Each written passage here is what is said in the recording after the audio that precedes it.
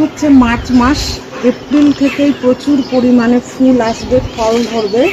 তো এই সময় আমাদের কি করতে হবে, এই যে দেখুন গাছের নিচে অনেক কুশি বেরিয়েছে, এই কুশিগুলো আমরা রাখবো না। এই দেখুন, এই একটি দুটির বেশি নিচের দিকে ডালগুলো রাখবেন না। এতে পরবর্তীতে কি হবে, গাছের গোড়ায় খাবার দিতে অসুবিধা হবে। এই কুশিগুলো কেটে ফেলে দিবেন। তারপরে গাছে যে খাবারটি দিব, এই কুশিগুলো কেটে ফেলে দিবেন। নাইট্রোজেন থাকা চলবে না, নাইট্রোজেন বিহীন খাবার। আমি তার জন্য এটা দেখুন আমার 25 লিটারের বালতিতে লাগানো রয়েছে।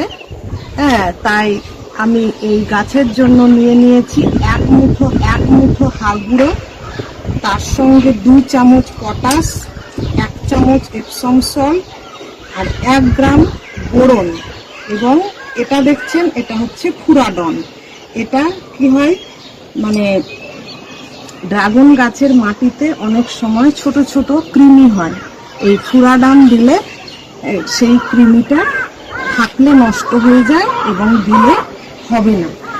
এই সমস্ত খাবারগুলোকে একসাথে মিশিয়ে এই সময় গাছের গোড়ায় দিতে হবে। একটা কথা মাথায় রাখবেন, এই সময় নাইট্রোজেন জাতীয় কোনো খাবার দিবেন না।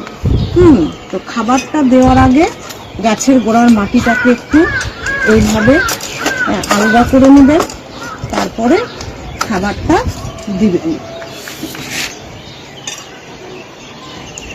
আর লিকুইড হিসাবে আপনারা যেমন শস্যের খোল পচানো জল দিচ্ছেন দিয়ে যাবেন, সেই সাথে সপ্তাহে 2 দিন পারলে কলার খোসা ভেজানো জলটা অবশ্যই গাছের গোড়ায় দিবেন।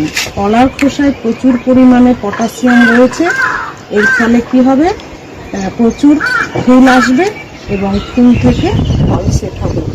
এরপরে গাছের গোড়ায় পর্যাপ্ত পরিমাণে জল দিয়ে দিবেন।